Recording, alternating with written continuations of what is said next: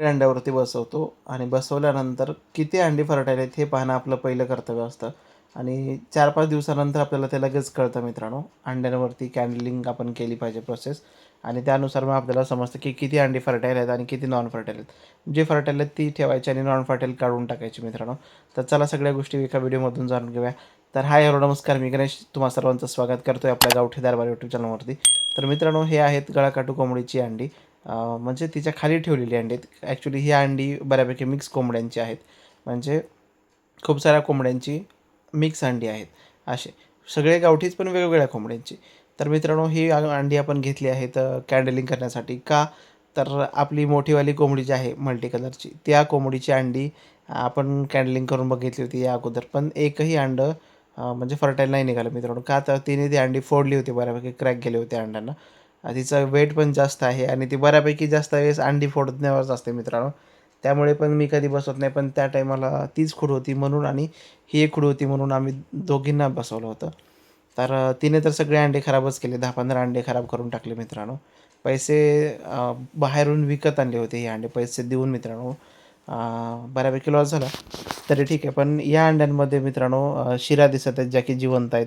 आत जे आहे एम्ब्रिओ, जे भ्रूण म्हटलं जातं, तर ते पण हालतंय मित्रांनो.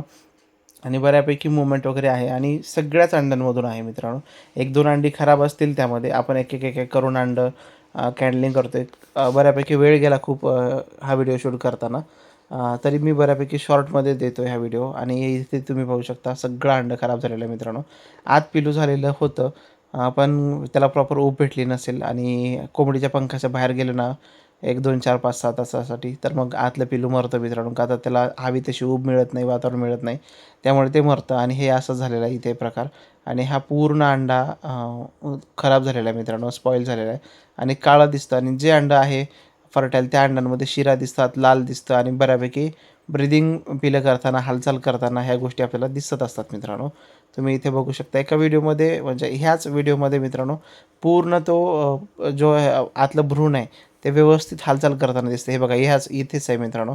एकदम छान हालचाल करतं. म्हणजे आपण काय करतोय, कॅन्डलिंग म्हणजे एक प्रकारची सोनोग्राफी करतो मित्रांनो. जशी माणसांमध्ये सोनोग्राफी वगैरे होत असते, तशीच ही अंड्यांची कॅन्डलिंग करून बघतो. म्हणजे सोनोग्राफी करून बघतो की आत काय व्यवस्थित आहे का, म्हणजे जिवंत पक्षी आहे का मध्ये, हे आपण बघायचं काम करतोय मित्रांनो इथे.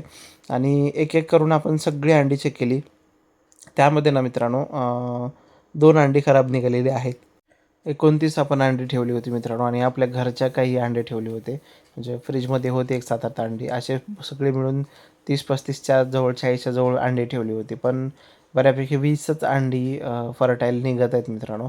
आणि ह्यामध्ये पण 2 अंडे खराब निघत आहेत आणि बाकी सगळे अंडे फर्टाईल निघत आहेत. आता पिल्लं पण बघूया मित्रांनो कसे निघतात काय नाही ते. उलट्या पिसाचे आहेत, मल्टी कलरचे आहेत, गळाकड्डी आहेत. आता यामधून किती पिले निघतात ते नक्की बघूया आणि मी तुम्हाला त्याचा अपडेटसुद्धा नक्की देईन. तर हा व्हिडिओ कसा वाटला ते नक्की सांगा. आवडल्यास नक्की लाईक करा, शेअर करा, सबस्क्राईब करा, कमेंटसुद्धा नक्की करा. थँक्यू. Thanks for watching.